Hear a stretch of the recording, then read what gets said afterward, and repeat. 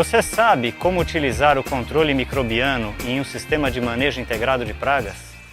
Para começar, nós precisamos entender que os pesquisadores isolam os micro-organismos no ambiente natural, muitas vezes dentro da própria lavoura, onde eles estão sendo encontrados parasitando insetos, ácaros ou até mesmo controlando outros micro-organismos que provocam doenças nas plantas. Uma vez isolados no campo, esses micro-organismos são detalhadamente estudados e selecionados de acordo com a sua aptidão. Os que se destacam no controle de uma ou mais doenças são então levados para o sistema final de formulação e viram um produto formulado para controle de doenças e pragas no campo. Esses agentes de controle microbiológicos podem ser fungos, bactérias ou vírus. Nós vamos usar como exemplo a cultura do feijoeiro, que cobre aproximadamente 3 milhões de hectares do Brasil e aonde um fungo específico usado para controle de doenças é uma excelente opção para manejo integrado de pragas. Nós vamos falar do tricoderma. Nós estamos aqui com o Murilo Lobo, pesquisador da Embrapa Arroz e Feijão, na fazenda Palmital. O Murilo é especialista em controle de doença de planta e ele vai falar um pouquinho para a gente sobre o controle das doenças do feijoeiro.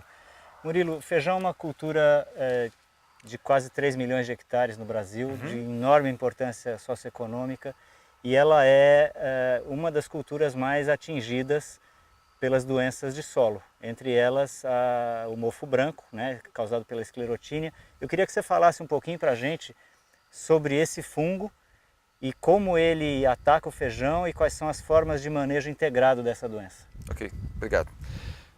Mofo branco é uma doença muito importante por ser altamente agressiva. Ela ocorre também uma série de outras culturas que são de interesse econômico nosso, como a soja, o amendoim, o girassol, algodão. Tudo que a gente pensar que tem folha larga também é atacado, né, por esse fungo causador do mofo branco. E uma das primeiras observações que a gente faz é a própria dificuldade de se fazer rotação de culturas, né? Porque quais são as opções que sobram para a gente para fazer uma desinfestação do solo, para segurar melhor a doença? Somente as gramíneas não são hospedeiras, né, desse patógeno. Então, o programa, para se trabalhar com fungo que sobrevive no solo durante muito tempo e a gente tem dificuldades várias para manejá-lo, ele tem que ser feito de uma forma de manejo com várias práticas que são preventivas aí, em sua grande maioria. A formação de palhada é importante para o manejo da doença? Com certeza, né? Esse manejo preventivo ele começa formando uma camada de palha sobre o solo. A palha tem várias formas de ação, ela funciona como uma barreira física para o fungo que está no solo. A gente já vai ver ele não soltar os seus esporos e atingir a parte aérea das plantas. Quando você desseca a palha, você tem também a própria decomposição dessa matéria orgânica e isso ativa muitos dos fungos e bactérias que são inimigos naturais dos patógenos que também habitam o solo. E pode inclusive melhorar a própria estrutura física do solo, porque a infiltração da água vai melhorar, a própria raiz da cultura vai crescer melhor nos biocanais que sobram quando a raiz da planta de cobertura ela foi dessecada. Então tem uma série de benefícios que a gente pode discutir aqui. Existem duas formas principais da gente introduzir a esclerotínia ou qualquer outro patógeno numa lavoura. O caso mais conhecido nosso são as sementes, né? Existe muita semente de produção informal, semente pirata, que não passou por um critério de produção, né, que deveria ter inóculo zero nela, deveria ser uma semente totalmente sadia. Outra forma que se pode ter o transporte, a introdução do fungo, é por meio de implementos agrícolas. Então, uma colhedeira que passa numa lavoura que está infestada pelo mofo branco, ela pode estar levando estrutura de resistência para a gleba vizinha, para o talhão vizinho, para outro município, um outro estado, se for o caso. Então, dessa forma, o fungo ele saiu de regiões onde ele já estava consagrado há décadas para as áreas novas aí de expansão agrícola. E ele está presente talvez em pelo menos 6 milhões de hectares no Brasil, principalmente o centro-sul, onde a gente encontra as condições ambientais mais favoráveis para ele.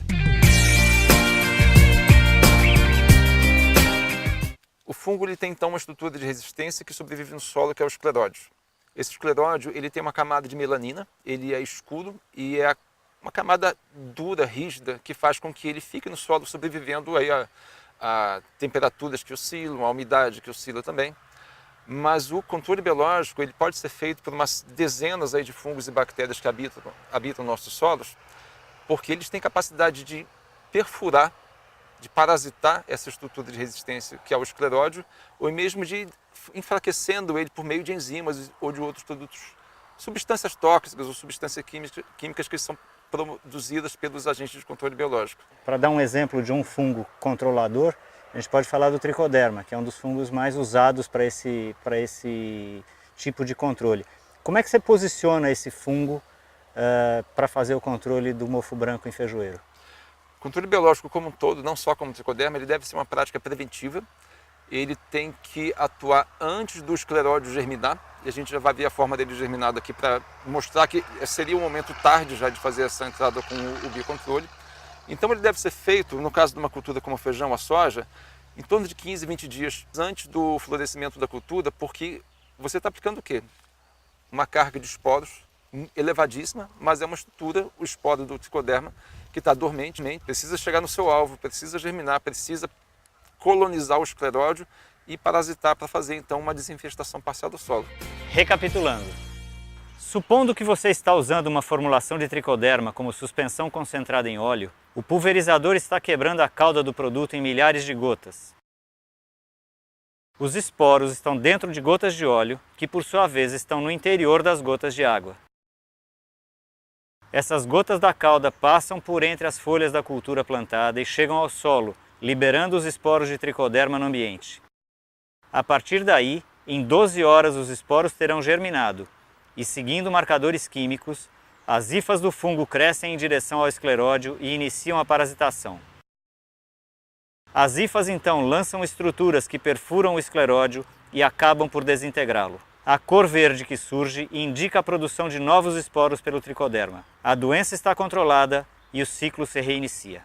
Aqui a gente tem várias estruturas que estão germinadas, né? Isso aqui é o apotécio. O apotécio é o produto então da germinação do escleródio e na superfície de cada um deles são produzidos aí, em média uns 2 milhões de esporos, sendo que ele fica ativo mais ou menos durante uns 10, 12 dias. Então você pega uma cultura como o feijoeiro comum, que tem um período de floração mais longo, né?